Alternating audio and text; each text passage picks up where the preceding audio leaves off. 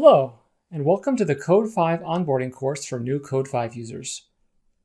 Our goal for this course is to help you get up and running in Code 5 smoothly and efficiently by introducing you to the basic concepts and operation of Code 5. In this course, we'll start by introducing what Code 5 is and the type of optical systems it can help you design. After that, you'll jump right in and start using Code 5 to build a simple lens and perform analysis in order to familiarize yourself with Code 5 controls and the interface. Once you're comfortable entering lens and system data, we'll introduce you to how to improve a classic lens using the Code 5 Optimizer automatic design. Finally, we'll discuss what your next steps are for developing your Code 5 skills even further. Thank you for your interest in Code 5, and without further ado, let's get going. If you're new to lens design and lens design software, you might be wondering what Code 5 is and what it can help you do. This lesson will discuss these topics at a fundamental level. Broadly, Code 5 is a software tool that is specifically targeted to meet the needs of imaging and physical optics design, in particular for image-forming systems. As a bit of trivia, the name Code 5 is an acronym. The code is Computer-Aided Optical Design and Evaluation, version 5. The Roman numeral V, or 5, comes from the history Code 5 has had in the industry since the 1960s. The software began its life as an internal engineering tool and was first released as a product in its fifth iteration in 1975. Code 5 is a tool to help you model imaging systems and perform optical analysis. It also has powerful design capabilities to optimize lens systems to improve performance. Code 5 has been used in a wide variety of demanding applications. Some examples include segmented mirror telescopes, microlithography lenses, head-up displays, cell phone cameras, and many more applications. At its core, Code 5 is a sequential ray tracer. Take, for instance, this classic lens, a Cooke triplet. It is shown as a cross-section in the figure on the top.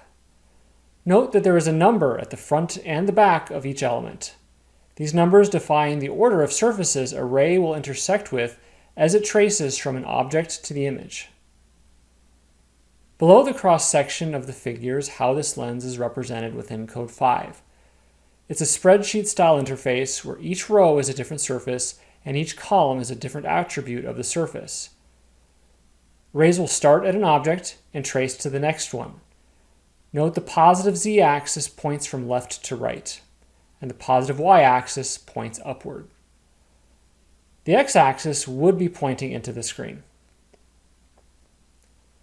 In this lens, surface 1 has a y radius of curvature of 21.4814, a thickness of 2, and a glass SK16. The y radius of curvature is positive, indicating that the center of curvature is in the positive z direction after the surface. The thickness of 2 indicates the distance along the z-axis separating the vertex of surface 1 and surface 2.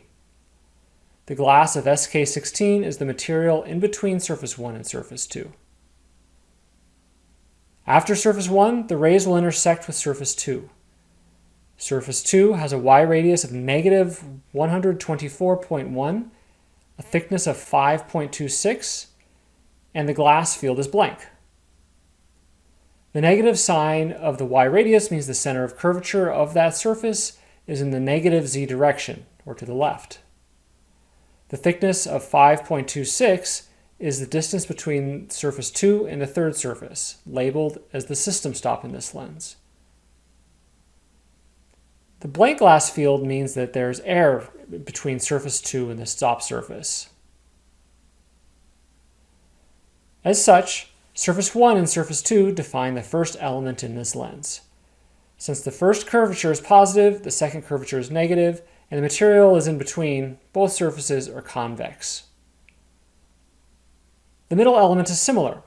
It has a surface with a negative 19.1 followed by a surface with a positive 22, separated by 1.25 and F4 glass. These surfaces are concave. Surfaces 5 and 6 are the final element in this lens and define two convex surfaces.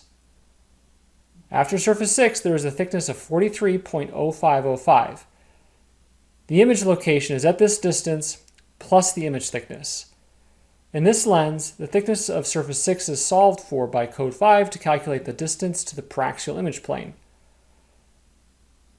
The image surface thickness is then a shift from the paraxial image plane, typically to a location where the real image quality is better.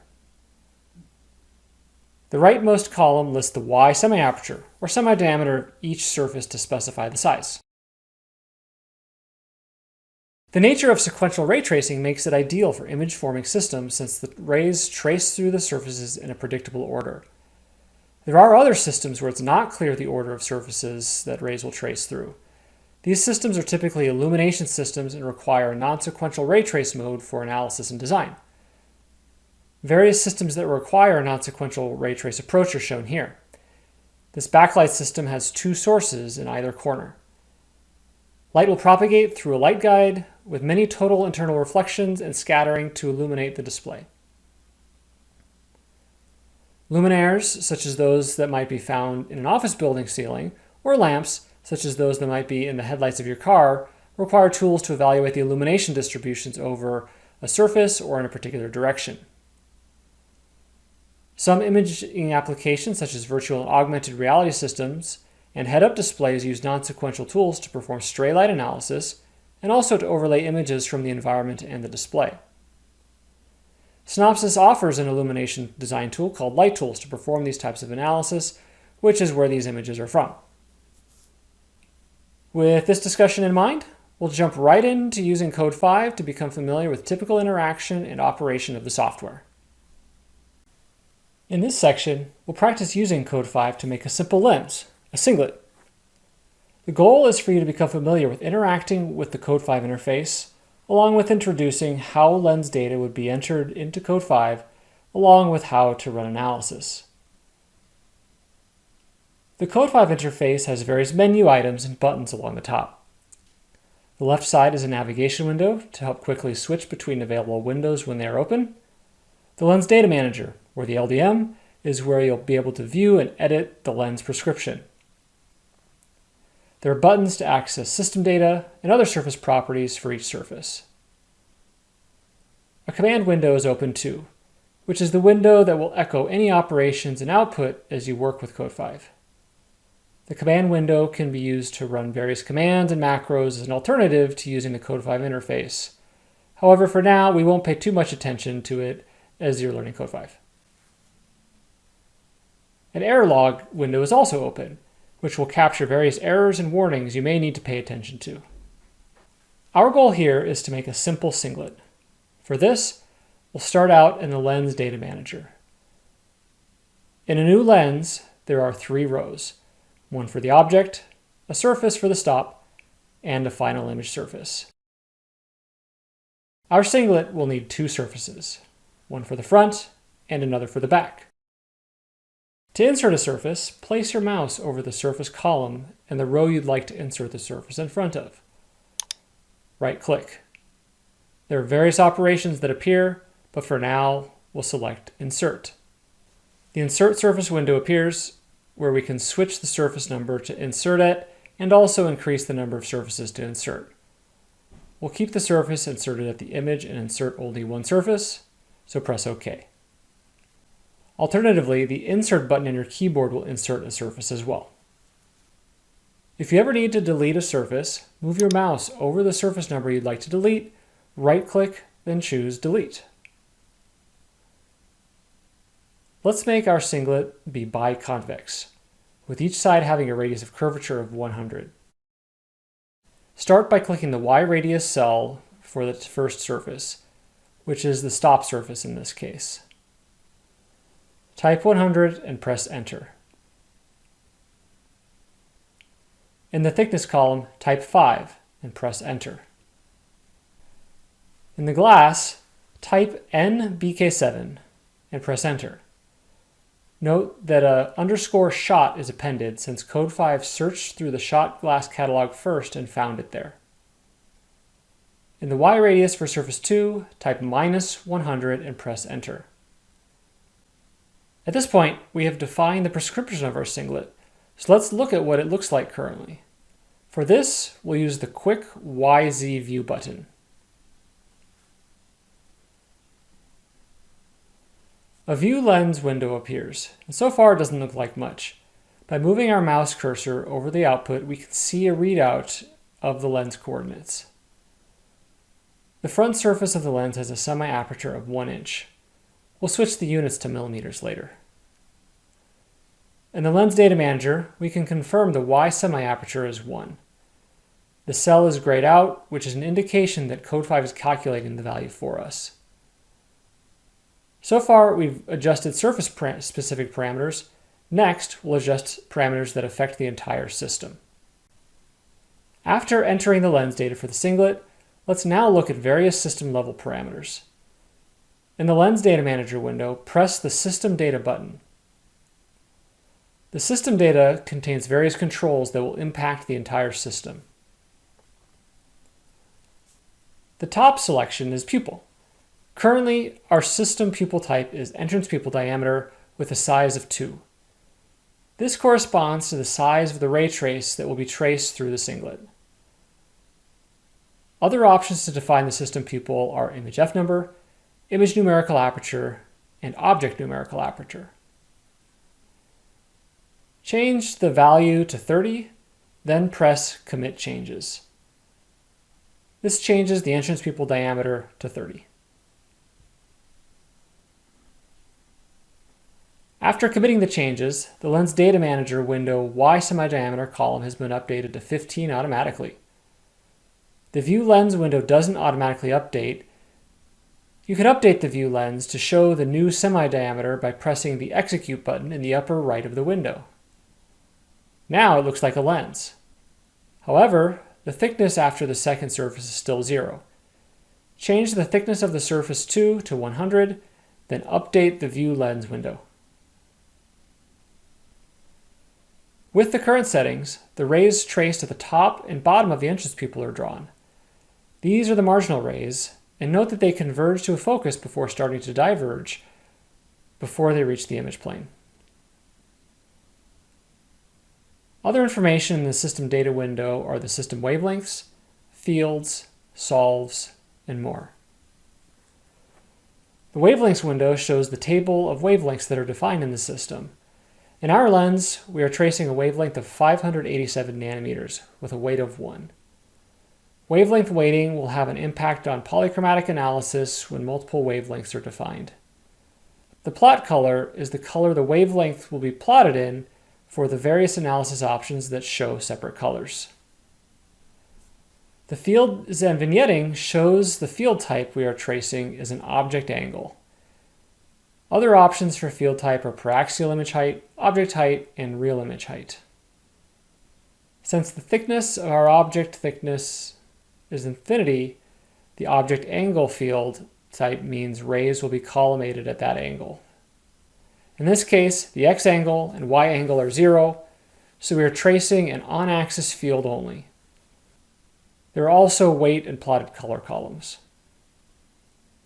The columns with vignetting factors let you control the dimensions of the entering ray grid. In our singlet, we have 0 vignetting, so the ray grid we'll be tracing is targeted to fill the system's entrance pupil. When off-axis fields are added, the vignetting factors can be used to reconcile ray grid dimensions with surface apertures. System solves give you the option to have Code 5 set the last surface for the image's thickness to the paraxial image distance, or the object thickness to achieve a desired reduction ratio, or negative magnification.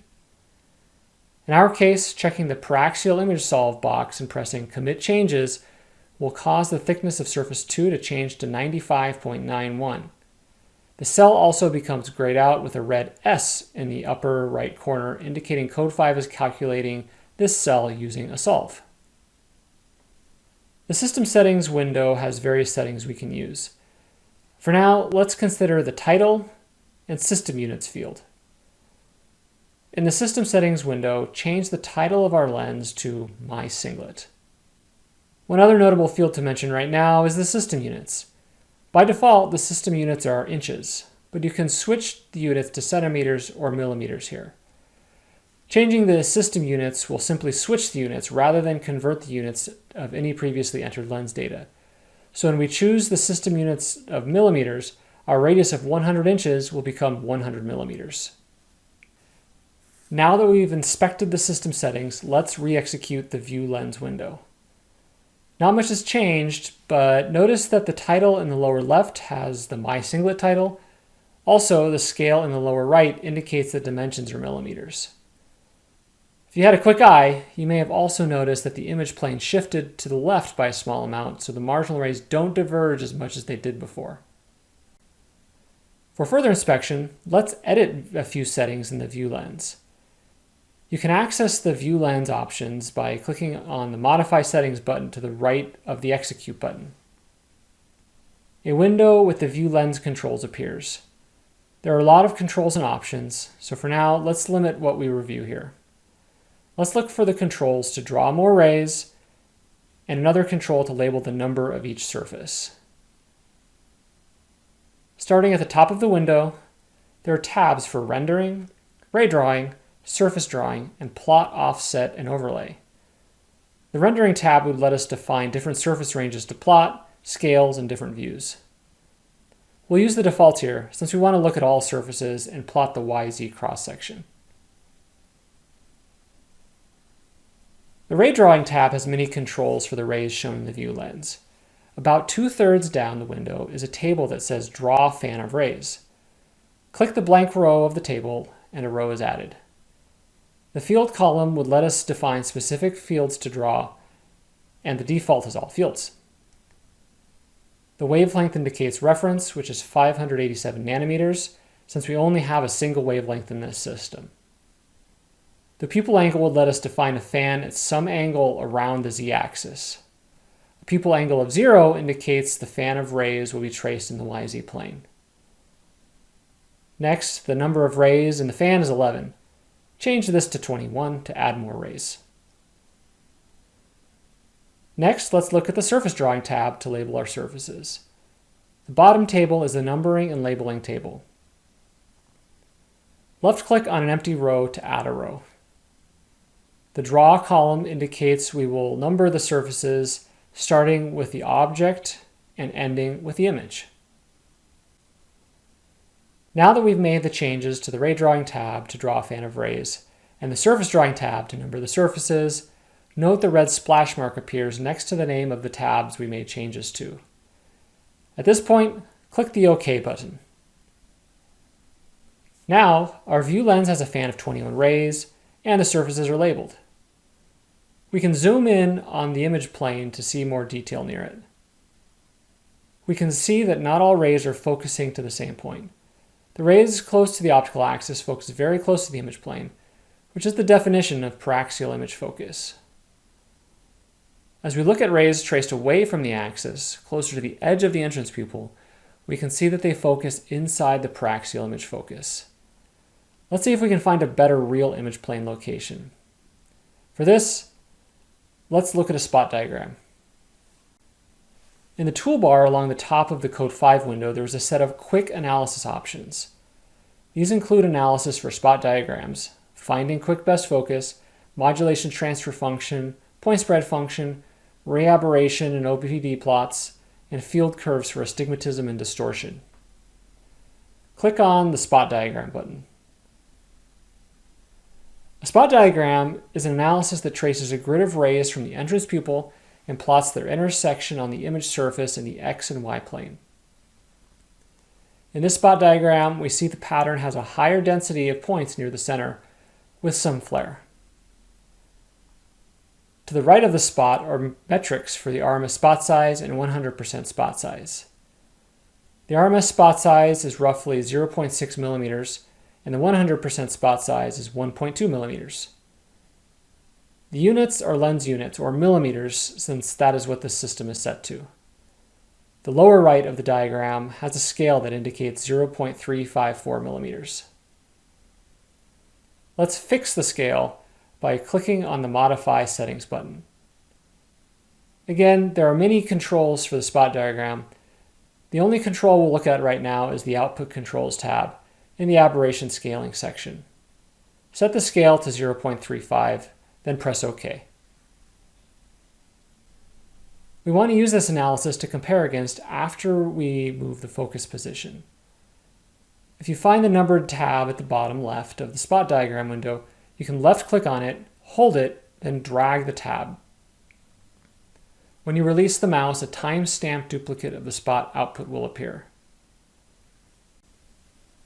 There are a couple ways to approach finding better locations for the image plane. One quick way is to press the Quick Best Focus button.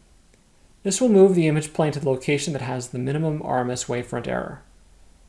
Before you press the button to find the best focus, note that the thickness of the image plane is 0.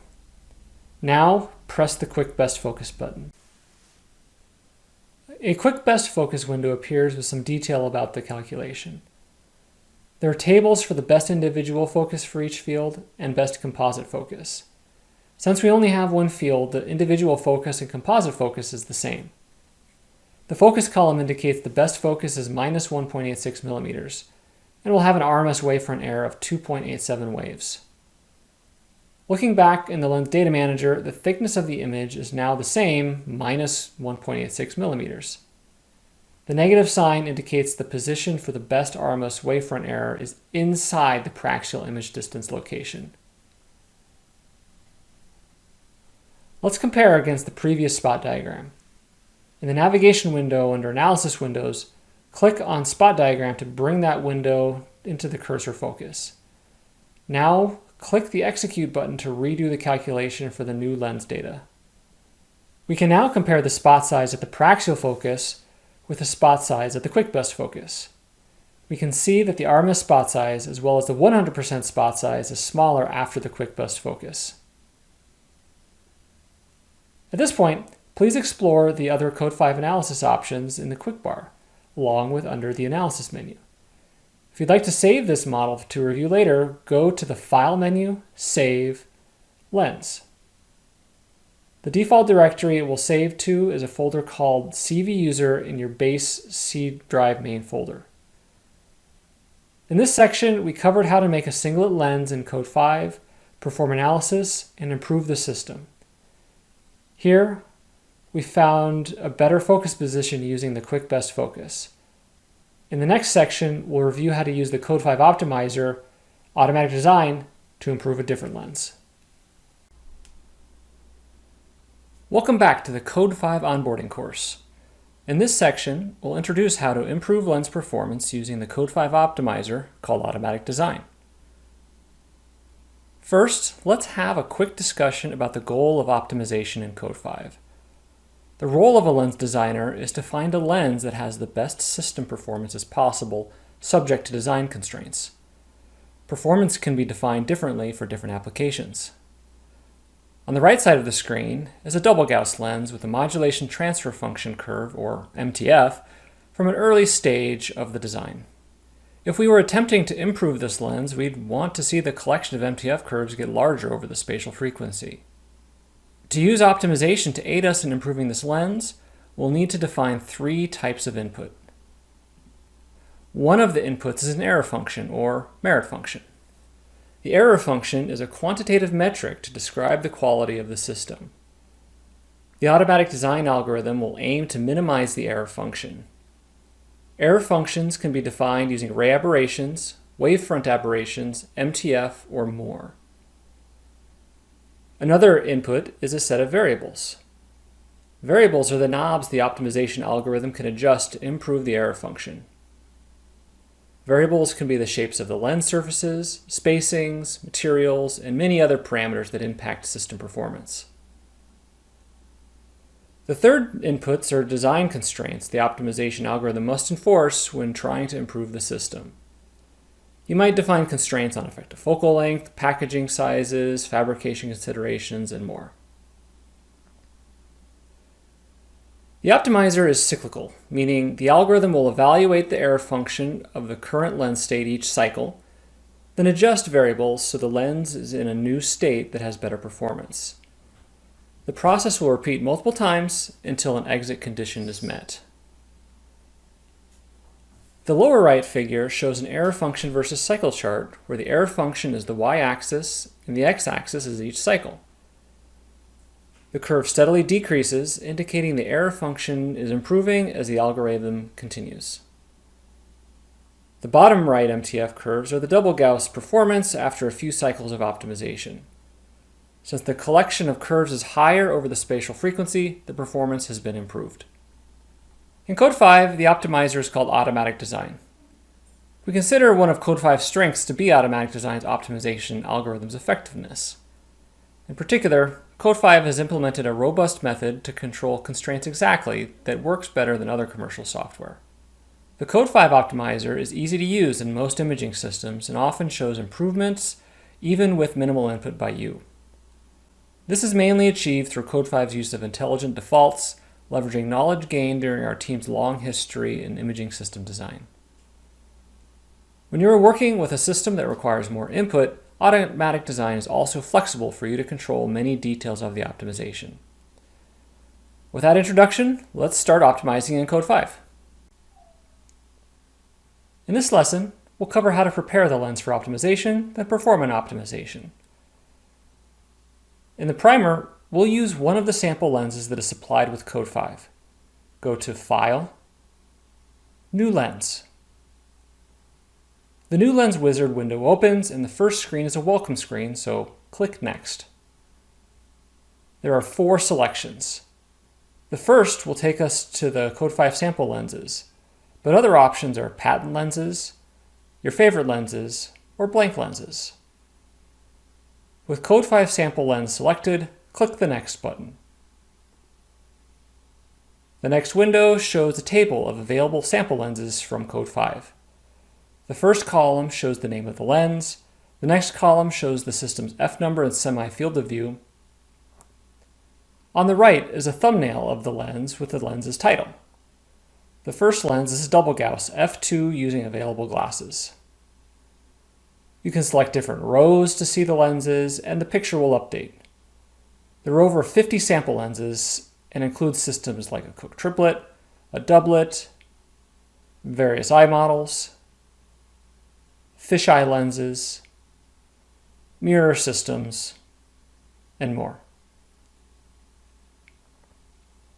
For this lesson, let's scroll up and choose the sample lens called Cooke1.len and click Next.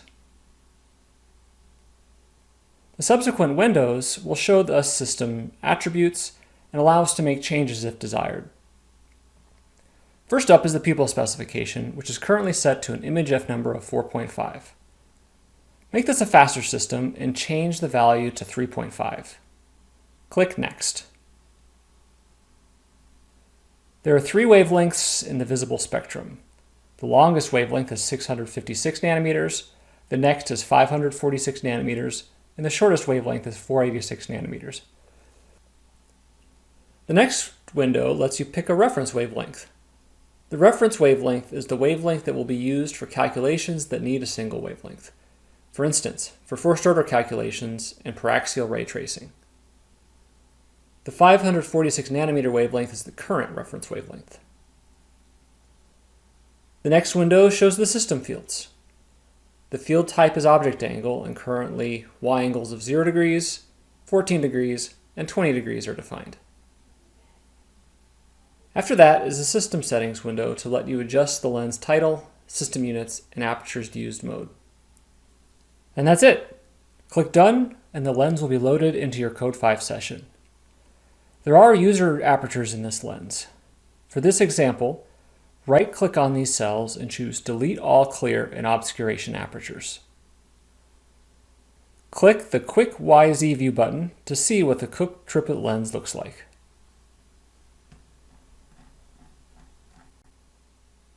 Before we optimize, let's assess the current performance of the lens.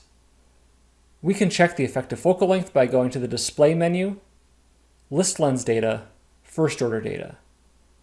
The resulting text output shows various first-order calculations such as the effective focal length, back and front focal lengths, F number, and other dimensions. The output indicates the effective focal length, labeled as EFL here, is 50 millimeters. To assess performance, we'll evaluate a spot diagram and an MTF. Rather than use the quick spot diagram, we can also access it from the Analysis menu under Geometrical, Spot Diagram. In the Spot Diagram window, enter a scale of 0.1 and click OK. Now we see a spot for each field in the system. The RMS spot size for the on-axis field is 0.074 millimeters, the 14-degree field is 0.16 millimeters, and the 20-degree field is 0.15 millimeters. Next, evaluate the MTF at 20 line pairs per millimeter. Go to the Analysis menu, Diffraction, MTF. In the MTF window, for the maximum spatial frequency, enter 20. Then press the OK button. The MTF chart shows the modulation along the y-axis from 0 to a maximum of 1. The x-axis is the spatial frequency of the MTF target in cycles per millimeter. The right side of the window shows the legend, where the black colored dotted line is the diffraction limit, and the remaining curves are the MTF curves for fields 1 through 3, and the tangential and radial target orientations for each off-axis field. The MTF curves are above 0.25 at about 10 cycles per millimeter. For more detail, you can move your mouse cursor over the chart and the coordinate will be read out in the lower left of the window. The Text tab also has more information about the analysis. Let's see if we can improve this lens's performance. To retain these charts for comparison later, left-click on the spot diagram figure and drag it to its own time-stamped window. Also right-click MTF Charts 1 tab on the lower left, then drag it into its own time-stamped window. In the next lesson, we'll optimize. In this lesson, let's optimize our Cooke triplet. Before starting the optimizer, we need to define and review the variables. In the Lens Data Manager window, any parameter that has a red V in the upper right is a variable. Currently, only the image thickness is a variable. To define other parameters as a variable, move your mouse cursor over that cell, right-click, and choose Vary. Make the Y radius of surface 1 by right-clicking on the cell and choosing Vary. You can make the radius of surface 2 through 6 variable by clicking your mouse and dragging it to select multiple cells at once, right-clicking, and choosing Vary. Also vary the thickness of surface 1 through 5. Note that we're leaving the surface 6 thickness as a paraxial image distance solve. The image surface thickness is varied to move the image plane to a better real focus position. Glasses can also be varied. Currently, these are catalog glasses. Right-click on the glass of surface 1 and make it a variable. When we make a catalog glass a variable, it converts it to a fictitious glass defined by the glass number. In this case, SK16 converts to a fictitious glass with an index of 1.62 and an Abbe number of 60.32. Make the glasses on the stop surface and surface 5 a variable as well. Next, we'll open the optimization window to review the error function and constraints. In the previous lesson, we reviewed the variables for optimization. Now open Automatic Design by going to the Optimization menu, Automatic Design. The Automatic Design window opens. There are many tabs and controls. In this primer, we'll highlight a few considerations as we won't actually need to change much for successful optimization. Along the top, there are a number of tabs going from Error Function Setup, Output and Exit Controls, General Constraints, User Constraints and Ray Definitions, Specific Constraints, and Advanced. Let's start with the Error Function Setup tab, which has information about the error function. The optimization type box has controls for standard optimization, which is a local optimization. The alternative is global synthesis for a global optimization. We'll stick with the standard optimization for this lesson. The collection of controls below the error function for optimization lets us alter settings for the type of error function, ray grids, and more. The default error function is a Code 5 error function to minimize the transverse ray aberration, which is suitable for many lens designs. We'll use the default error function for this example. The Output and Exit Controls tab has controls for the exit criteria and also optional output as the optimizer progresses. The default exit criteria are to run a minimum of 2 cycles and a maximum of 25 cycles. An error function target can be set for the optimizer to stop if the error function drops below a minimum value. But this is usually left at 0 since the optimizer is trying to minimize the error function. The CPU limit can be used to control the duration you'd like the optimization to run for. The fractional improvement is 0.05 by default and indicates that if the error function doesn't improve by more than 5% from cycle to cycle, the optimization will stop. The output has a checkbox to draw the system at each cycle. It also has a checkbox to create an error function versus cycle chart. While optional, try checking these boxes. It's often insightful to see how the optimization progresses. The General Constraints tab are a set of constraints to keep the lens surfaces realistic. For example, they ensure that edge and center thicknesses of lenses aren't too small, and that air gaps between elements stay larger than 0. General constraints are imposed automatically for all non-dummy surfaces. We'll skip the User Constraints and Ray Definitions tab, and our last stop for this optimization is the Specific Constraints window. It is currently an empty table, and you'll need to define the specific constraints for your system. For this optimization, we'll add a constraint on effective focal length. Click the Insert Specific Constraint button. The Insert or Edit Specific Constraint window appears. The navigator on the left lists a library of constraints built into the optimizer.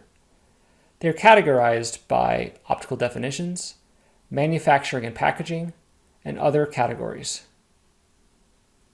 The effective focal length constraint is selected by default. On the right, a description and figure of the constraint is available to help you understand the effective focal length constraint. Below the line is where we'll set the target for the effective focal length constraint. When the constraint mode is the equal sign, this tells the optimization algorithm to hold the constraint exactly and treat the error function separately. This method works very well for linear constraints like effective focal length. There are ways to add constraint bounds, and also constraints that can be included as part of the total error function when using a weighted constraint or a penalty function. The constraint target is already 50 millimeters, which is the current effective focal length. So we'll keep this and press the Insert and Close button. Now a row has been added for the effective focal length into our list of specific constraints. At this point, we're ready to optimize. We've covered a lot, but we really only changed 3 things. We added a couple output charts, and we added a specific constraint for the effective focal length. Everything else is the default. With these changes, press the OK button, and the optimizer will run. In the next lesson, we'll review the result. The resulting window shows the error function versus cycle chart. The error function decreases from cycle to cycle and flattens as the optimization progresses, suggesting we're converging onto a solution. There are other tabs in the automatic design window that we can inspect. The Text tab has many details about the system as the optimization progresses. After that, there are a series of tabs that show the view for each optimization cycle so you can visually see how the lens is changing from cycle to cycle. The error function value for each view is in the lower left. The lens starts at an error function value of 2003 and decreases to 147. So the decreasing error function implies that the lens performance has improved. Looking at the lens data, it has changed as a result of the optimization. Let's re-execute the spot diagram and compare it to the pre-optimized result. The The RMS spot size for all fields have decreased, indicating improvement. Next, re-execute the MTF window to see the MTF performance.